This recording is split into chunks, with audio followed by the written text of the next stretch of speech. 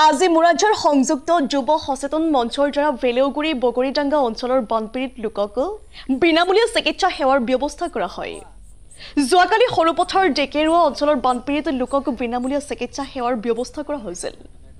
লগতে উপস্থিত থাকে মুৰাজৰ সংযুক্ত যুৱ সচেতন মঞ্চৰ মেম্বাৰ জয়নাল উদ্দিন, জাকিৰ হুছেইন, লগতে উপস্থিত থাকে মুৰাজৰ সংযুক্ত যুৱ সচেতন মঞ্চৰ বিষয়ববীয়াসকল। নগৰৰ পৰা অজিত সতনামীৰ ৰিপৰ্ট, নিউজ 24 অসম। আজি ভেলাউগুৰি পথাৰৰ বগৰডেঙ্গা অঞ্চলত মুৰাজাৰ সংযুক্ত যুৱ সচেতন মঞ্চৰ দ্বাৰা সকনজুৰি আৰু ভেলাগুৰি আঞ্চলিকৰ আমচু আৰু সতনামী সংগঠনৰ সদস্যসকলে মুৰাজাৰ সংযুক্ত যুৱ সচেতন মঞ্চৰ দ্বাৰা এখনি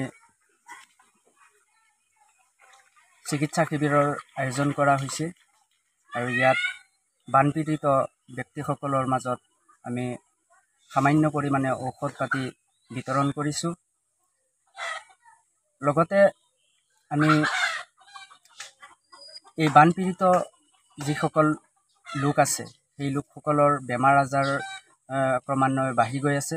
গতিকে আমি অসম চৰকাৰ তথা বিভিন্ন দল সংগঠনবোৰক অনুৰোধ কৰোঁ যে তেওঁলোকেও আমাৰ এই বানপীড়িত বা বান বিধ্বস্ত অঞ্চলবোৰত চিকিৎসা সেৱা বা বিভিন্ন ধৰণৰ খাদ্য সামগ্ৰীৰ যাতে ব্যৱস্থা কৰে, এই অনুৰোধ ৰাখি ইমানতে।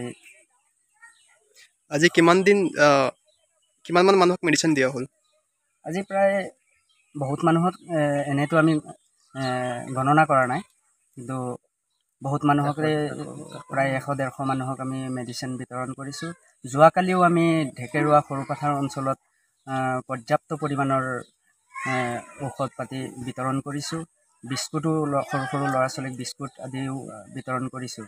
গতিকে আকৌ এবাৰ দুনাই মই হেমন্ত বিশ্ব শৰ্মা চৰকাৰ বা বিভিন্ন দল সংগঠনক অনুৰোধ জনাওঁ যে তেওঁলোকেও এই বান বিধ্বস্ত অঞ্চলবোৰৰ বান পীড়িত লোকসকলৰ মাজত তেওঁলোকেও যাতে বিভিন্ন ধৰণৰ সহায় সহযোগিতা আগবঢ়ায়, এই অনুৰোধ ৰাখিছোঁ চবৰ ওচৰত।